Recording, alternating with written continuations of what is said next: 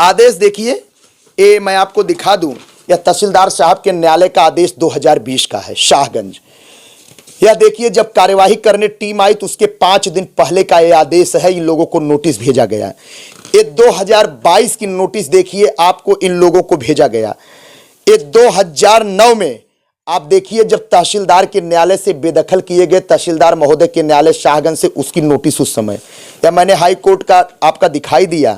यह देखिए, high court के जनरल रजिस्ट्रार का पत्र डीएम साहब जौनपुर को आया था, उनके कंप्लायंस आर्डर को लेकर।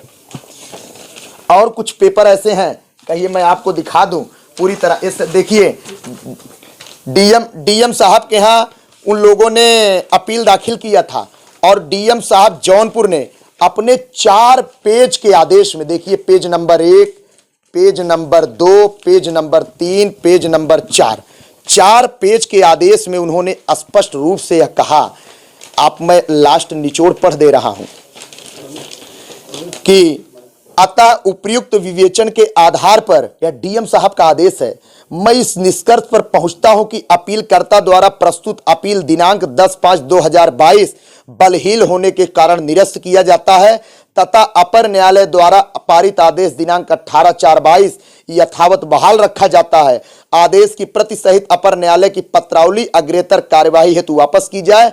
बाद आवश्यक कार्यवाही अपील पत्रावली दाखिल दफ्तर हो। और मैं आपसे बताना भी चाहूंगा, ये भी आरोप लगा शासन प्रशासन के ऊपर लगा कि बिना नोटिस दिए इस तरह कार्रवाई की गई है। मैं कह रहा हूं, शासन प्रशासन के ऊपर जो लोग आरोप लगा रहे हैं पूरी तरह से गलत लगा रहे हैं।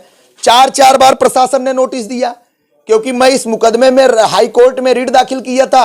मैं इस मुकदमे का लगातार पैरोकार रहा, मुझे पल पल की जानकारी है मेरे पास। मैंने सारा ऑफिसों से नकल निकलवाया है, वैधानिक शुल्क देकर मैंने डीएम साहब के कार्यालय से, तहसीलदार साहब के कार्यालय से मैंने नकल लिया है, ओरिजिनल पक्की नकल है। इस पे देखिए राजस्व के टिकट सारे लगे हैं। मैं इसलिए नकल निकलवा लिया कि ताकि ये लोग जो बेबुनियाद आरोप प्रशासन के ऊपर लगा रहे हैं, भारतीय जनता पार्टी की सरकार के ऊपर लगा रहे हैं, मेरे ऊपर लगा रहे हैं, निराधार और आरोप लगा रहे हैं। कुछ लोग यहां पर आकर, विभिन्न दलों के लोग इसको तूल देने का काम कर रहे हैं। कुछ समाजवादी पार्टी के लोग हैं, बसपा के लोग हैं, केवल तूल देने का काम कर रहे हैं। पता चला कि कल वही समाजवादी लोग आए थे जिनको गाय और गंगा से प्यार नहीं था, गाय कटवाते काम करते थे, और वही लोग आकर हमारे खिलाफ अनाप शनाप बोलने का काम कर रहे हैं। देखिए, आरोप यह पूरी तरह से निराधार आरोप है। आरोप का कोई प्रश्न ही नहीं उठना चाहिए। हां, मैंने इतना किया है कि माननीय उच्च न्यायालय का दरवाजा मैंने खटखटाया था, क्योंकि यह जमीन शुद्ध रूप से चारागाह की जमीन थी, और चारागाह की जमीन के नाते हमको उच्च न्यायालय का दरवाजा खटखटाना पड़ा। और उच्च न्यायालय ने अपने स्पष्ट आदेश में कहा है कि चारागाह की सुरक्षित भूमि को जिलाधिकारी जौनपुर खाली कराएं। जिलाधिकारी महोदय के यहाँ न्यायालय में मुकदमा चला, पहले तहसीलदार साहब के न्यायालय में मुकदमा यह चला, और यह कोई नया प्रकरण नहीं है। यह प्रकरण 2009 से चल रहा है, लंबित मुकदमा आज करीब 14-15 वर्षों से चल रहा है। हां, इतना जरूर है, जब भारतीय जनता पार्टी की सरकार आई प्रदेश में, तो जितनी भी सरकारी जमीनें हैं, जो अवैध अतिक्रमण है, जो चारागाह है, जो कब्रिस्तान है, जो सुरक्षित भूमियां हैं, उन जमीनों को हमारे बाबा के बुलडोजर ने खाली करवाया।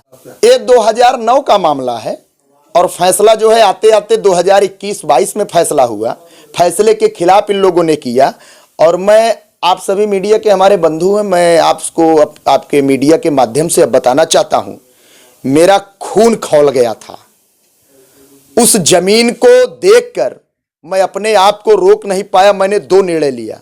मैंने अपने मन में सोचा, या तो मैं भारतीय जनता पार्टी की राजनीति से इस्तीफा ही दे दूं, या तो मैं उस जमीन को खाली करा दूं। क्या कारण रहा? कारण यह रहा कि अभी आज साल भर पहले एक गाय को वहां चरने जाती है मेरी गाय माता, और उन्हीं लोगों ने जो चारागाह पे कब्जा किए हैं, गाय को कुल्हाड़ी से मारकर पैर को काट देने का काम करते हैं।